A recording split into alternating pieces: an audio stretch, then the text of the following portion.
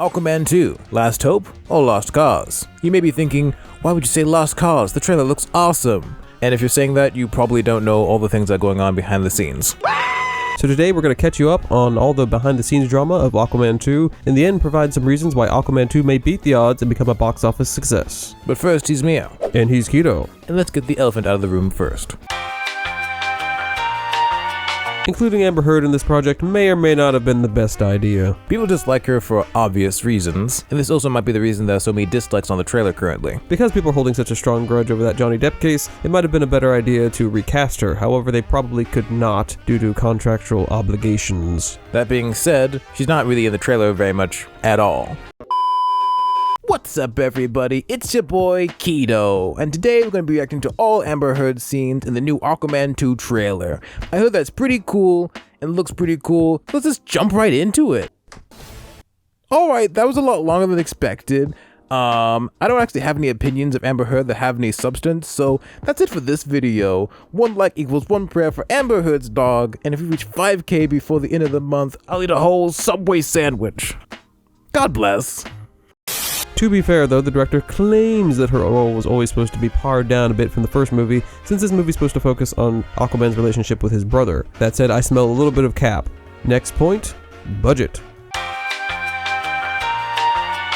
This movie had an official budget of $205 million before some extensive reshoots. Because of those reshoots, no doubt the budget has gone up. Apparently in these reshoots, Batman was removed, or should we say Batmen, because it's going to have Ben Affleck and Michael Keaton in there. But no more. There have so far been 3 rounds of reshoots, and it seems they're trying to rework the story possibly around removing these 2 characters, and whatever Batman has to do with Aquaman, I have no clue. Although it's weird that they included them and now they're taking them out because they had to go pay the actors anyway, so it just ended up being a waste of money. It's possible they're doing this to remove Aquaman as much as possible from The Flash, which the director kind of confirmed by saying that Aquaman 2 is just a sequel to Aquaman. It has nothing to do with the other DC projects, the Justice League or The Flash. But I do have some concerns about just removing Batman. Either he was never necessary, in which case I'm really questioning the director's ability to make a good story, or he was necessary and a huge chunk has just been taken out. But back to budget, as for reference, the first Aquaman had a budget of $200 million. The Flash had sort of a similar issue with a lot of reshoots and various other issues, especially CGI, causing the budget to become bloated to the point that it reached $300,000 approximately. This seems to be a common problem with the new DC movies,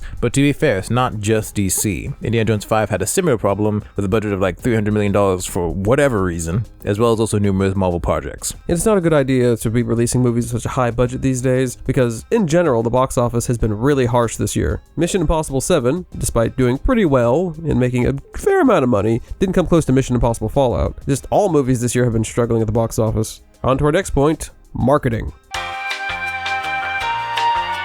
For one, they had a very long wait until they finally released a trailer for this movie. But before then, they had a weird teaser for the trailer that comes out in 4 days. I don't know why they did that. Why 4 instead of 3? I don't know, that's just such a weird number. But besides that, the trailer came out, and there are some dislikes on it, of course, and I personally am not interested in it, mainly because the CGI doesn't look good and the story doesn't look very compelling to me, but it got interest. It did reach number 2 on trending. But the biggest concern here is that that's the main marketing they can work with. Due to the Actors Guild currently being on strike, all the actors have to say, no way, Jose, they will not be participating in any marketing for the movie, which I don't know exactly how much that would have helped this movie anyway, but they don't even have that going for them. And right now, they need all the help they can get, because the DCEU has a pretty bad reputation, which we'll talk about later. On a poll on our channel, which you can check out on our community tab, we asked our audience whether they were more interested in Aquaman 2 or the Marvels, and Aquaman 2 did beat the Marvels by a rather large margin. That said, the top result was I do not care about either. On to our next point.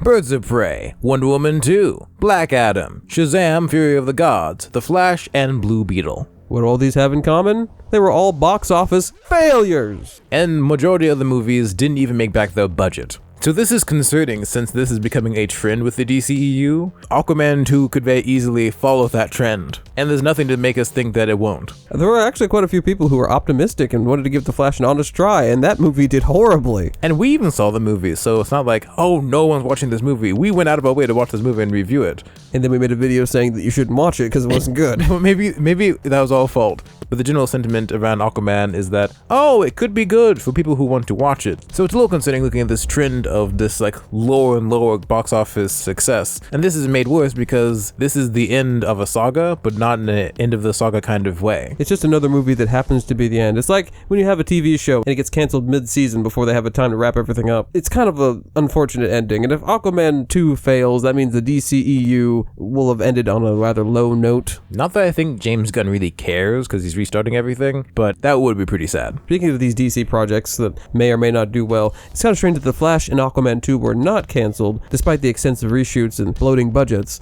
But Batgirl, which had just finished principal photography, was entirely canceled, just cut off, ended. I don't really know what the story is behind that. Maybe we can go investigate and make a video on that sometime, but that is really weird to me. But we're on to our last point, which is to talk about the reasons why this movie may very well beat the odds and become a success.